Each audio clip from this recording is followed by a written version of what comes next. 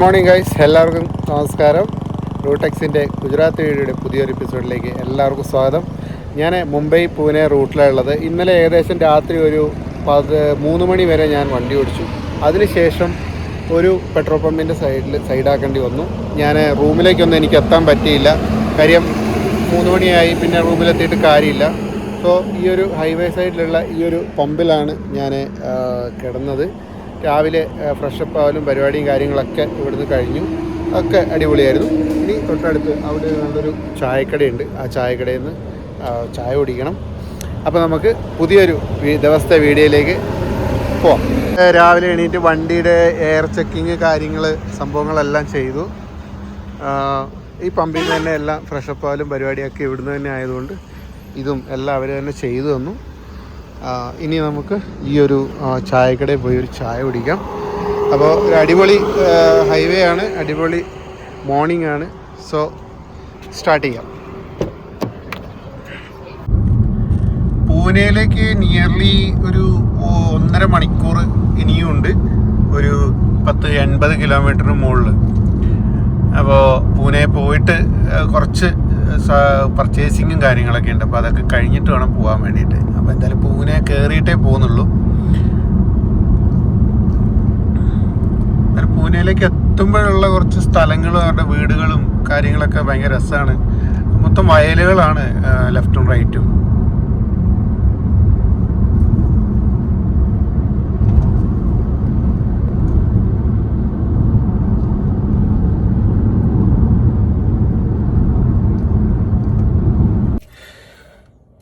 അങ്ങനെ finally CNG കിട്ടി. ഇന്നലെ രാത്രി മൊത്തം CNGക്ക് വേണ്ടിയിട്ടുള്ള അലച്ചിൽ അങ്ങനെ തീർന്നില്ല. ജസ്റ്റ് ഒരു കട്ടയുള്ളപ്പോൾ പോലും അടിക്കണമല്ലോ.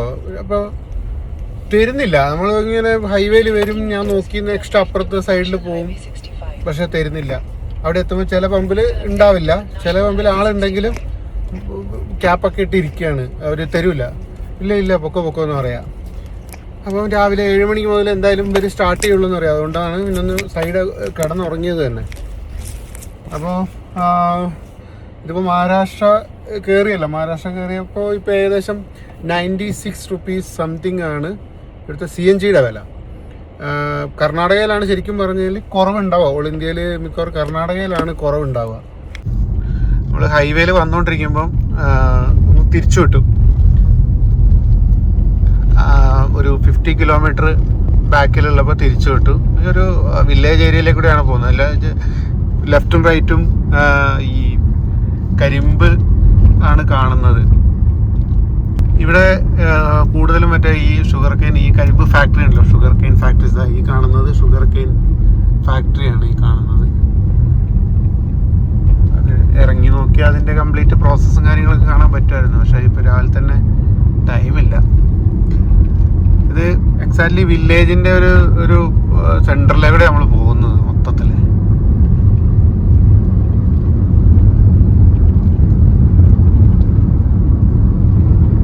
ഇതിലൊരു കോമഡി എന്താണെന്ന് വെച്ചാലേ, ഞാൻ എവിടെ പരിപാടി അവതരിപ്പിച്ചാലും ഇങ്ങനെയാണ്.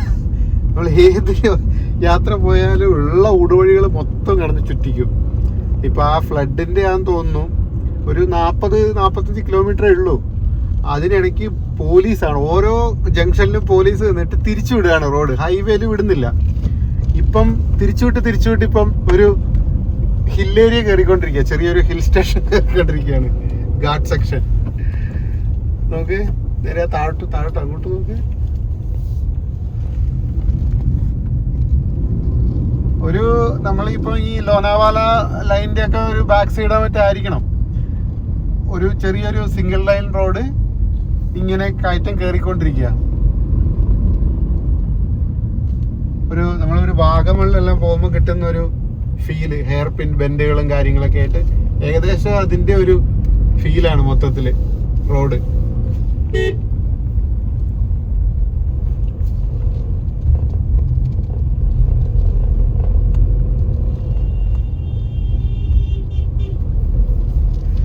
പൂനെ സൈഡ് എത്തിക്കഴിഞ്ഞാൽ ഏകദേശം ഇങ്ങനെയുള്ള സ്ഥലങ്ങൾ, അത് ആ ടോപ്പിൽ നിന്ന് വണ്ടി വരുന്നു, അത്രയും ടോപ്പിൽ നിന്നാണ് വണ്ടി വരുന്നത്.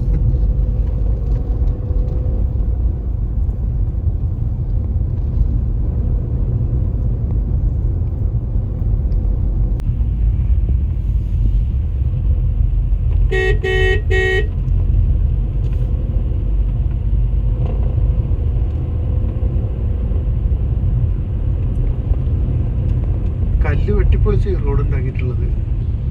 ആ ഹില്ലിന്റെ ടോപ്പിലെത്തി.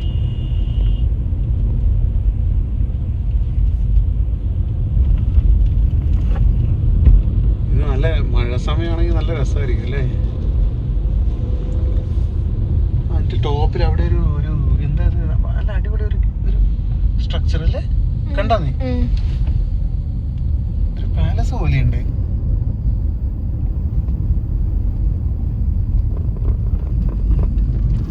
അത് സൂം ചെയ്യണ്ടേ?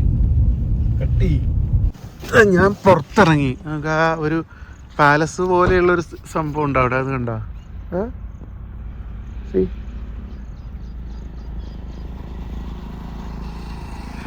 അടിപൊളി വ്യൂ ആണ് ഇവിടെ, ഒന്നും പറയാനില്ല. അയ്യോ,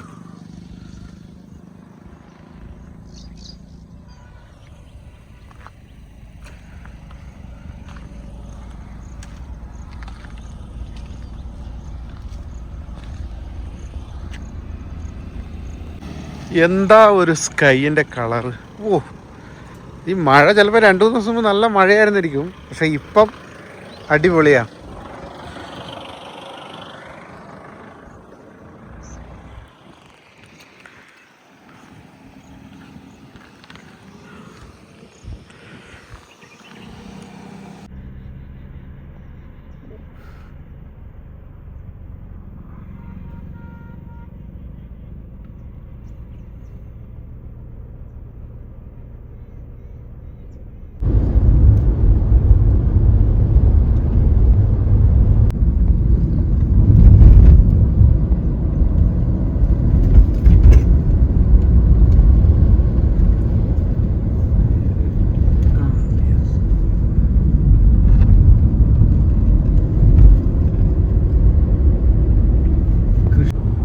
റോഡ് സൈഡിലെല്ലാം കാണുന്നത് എന്താന്ന് മനസ്സിലാവുന്നുണ്ടോ?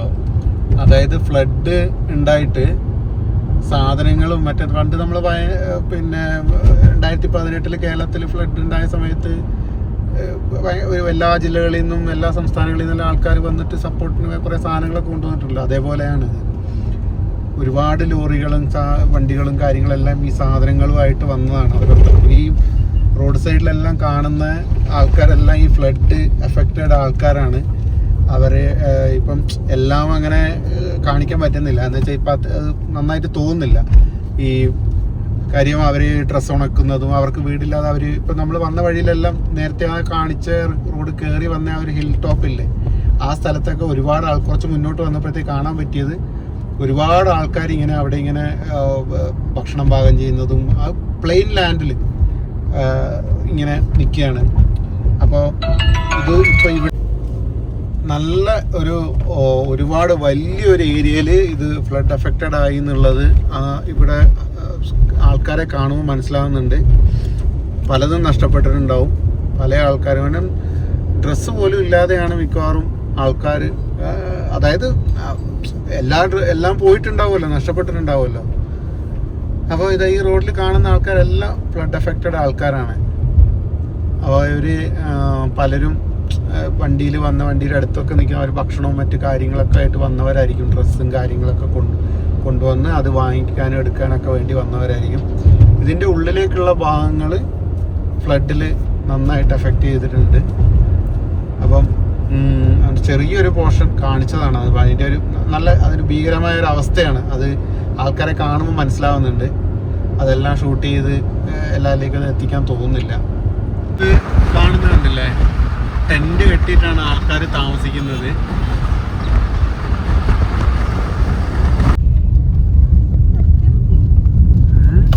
ഇവിടെ താഴെയാണ് ആ കാണുന്ന ഏരിയയാണ്. നമ്മളങ്ങനെ പൂനെ സിറ്റിയിലേക്കൂടെയാണ് പോയിക്കൊണ്ടിരിക്കുന്നത്. സിറ്റി ശരിക്കും കുറച്ച് ക്രൗഡ് കുറവാണ്. ഇപ്പോൾ മോർണിംഗ് 9:30 കഴിഞ്ഞു. ശരിക്കും ഇന്നിപ്പോൾ സൺഡേ ആയതുകൊണ്ടായിരിക്കാം, പക്ഷേ അതിന് മേലെ ഈ മഴ കഴിഞ്ഞിട്ടുള്ളൊരു ദിവസങ്ങളായതുകൊണ്ടായിരിക്കണം അത്ര ആക്റ്റീവ് അല്ല മൊത്തത്തിൽ. മറ്റേ ക്ലീനിങ് കാര്യങ്ങളെല്ലാം നടക്കും. പിന്നെ ഈ ഒരു ഏരിയ സിറ്റിക്ക് അകത്ത് നോക്കുമ്പോൾ ഓവറായിട്ട് അങ്ങനെ ഫ്ലഡ് എഫക്റ്റഡ് ആയിട്ടുണ്ടോ എന്ന് ഡൗട്ടുണ്ട്, ക്ലിയർ ആയിട്ട് അറിയില്ല. കാര്യം നമ്മൾ കണ്ട ഭാഗമൊക്കെ ഏകദേശം ഔട്ടർ പോർഷനാണ്, ഒരു വില്ലേജ് ഏരിയൻ്റെ ആ ഒരു ഭാഗങ്ങളാണ് കണ്ടിട്ടുള്ളത്. ഇവിടെ അങ്ങനെ വലിയ ഒരു ഇതായിട്ട് കാണുന്നില്ല. കാരണം അങ്ങനെ ഉണ്ടെങ്കിൽ വെള്ളം കയറി ഇറങ്ങി പോയിട്ടുണ്ടെങ്കിൽ റോഡ് സൈഡൊക്കെ കുറച്ച് ഈ ചവറുകളും കാര്യങ്ങളൊക്കെ കാണേണ്ടതാണ്. പക്ഷേ എനിക്ക് തോന്നുന്നു ചിലപ്പോൾ ക്ലീൻ ചെയ്തതാവാം. എന്തായാലും മൊത്തം ക്ലോസ്ഡ് ആണ്. ഇപ്പോൾ ഇന്ന് സൺഡേ ആണെങ്കിൽ കൂടി ഒരു ടീ ഷോപ്പ് പോലും കാണാനില്ല. ഇവിടെ ഒരു ബാംഗ്ലൂരിലൊക്കെ ഒരു ഫീലാണ് ഈ പൂനെയിലേക്കാണ്. മൊത്തം മരങ്ങളും പച്ചപ്പും കാര്യങ്ങളൊക്കെ, റോഡ് സൈഡെല്ലാം ഭയങ്കര ഗ്രീനിഷാണ് കാര്യങ്ങൾ. ബാംഗ്ലൂർ എങ്ങനെയാണോ ഏകദേശം അതിൻ്റെ അതേ ഒരു ഫീല്.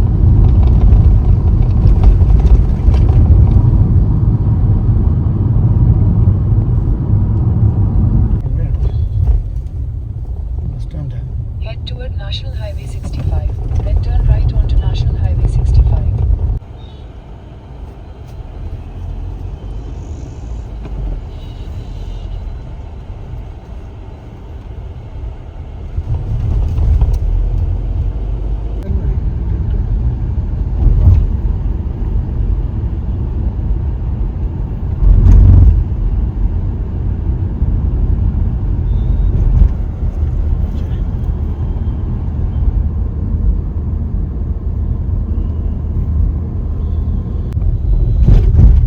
ഇങ്ങനെ നേരെ ഈ പൂനെ സിറ്റീൻ്റെ അകത്തൂടെ കയറി നമ്മൾ നേരെ പൂനെ മുംബൈ എക്സ്പ്രസ് വേയിലേക്ക് കണക്റ്റ് ആവുകയാണ്. ഈ മേലേക്കുള്ളത് മെട്രോ റെയിലാണ്. ഇവിടുത്തെ റോഡ് കുറച്ച് മോശമാണ് കേട്ടോ, സിറ്റിക്ക് അകത്താണ്. എന്നാലും ഏകദേശം ഒരു ഔട്ടർ ഏരിയ ആയിട്ടുണ്ട് ഇത്. നമ്മൾ ഇനി കുറച്ച് സമയം കൊണ്ട് എക്സ്പ്രസ് വേയിലേക്ക് കണക്റ്റ് ആവും. നമ്മളങ്ങനെ മുംബൈ പൂനെ എക്സ്പ്രസ് ഹൈവേയിലേക്ക് കണക്റ്റ് ആയിക്കൊണ്ടിരിക്കുകയാണ്. തൊട്ട് മുന്നിൽ അവിടുന്ന് നമ്മളിങ്ങനെ മെർജാവും.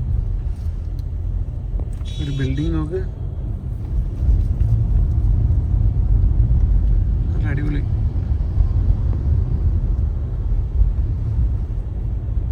അതിന് ഈ എക്സ്പ്രസ് ഹൈവേയിൽ കയറുന്നതിന് മുമ്പേ ഏതെങ്കിലും റെസ്റ്റോറൻറ്റ് കിട്ടണം. റെസ്റ്റോറൻറ്റ് കിട്ടി ഫുഡൊക്കെ കഴിച്ചിട്ട് വേണം പോകാൻ വേണ്ടിയിട്ട്.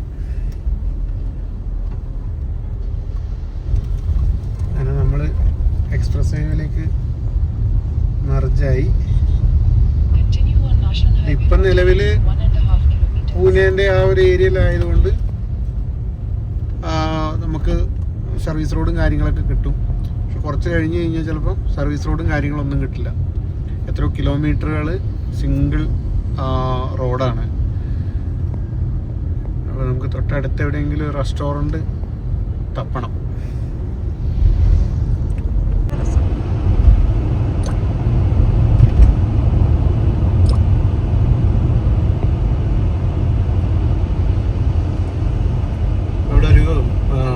ബർഗർ കിങ് ഉണ്ട്, നമുക്ക് അതിൽ കയറാം.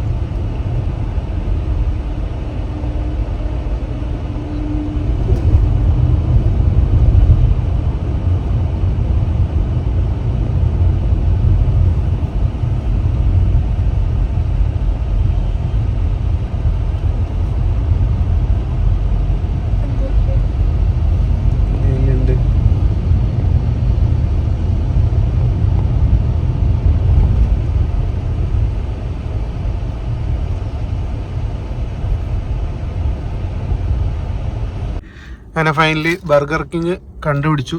ഹൈവേയുടെ അടുത്ത് തന്നെയാണ്. സർവീസ് റോഡിൽ ഇറങ്ങി കഴിഞ്ഞ് കഴിഞ്ഞാൽ കിട്ടും. അപ്പോൾ കഴിക്കുക, അങ്ങോട്ട് സർവീസ് റോഡിലേക്ക് ഹൈവേയിലേക്ക് കയറുക, പോവുക. അത്രയേ ഉള്ളൂ. പോവാം.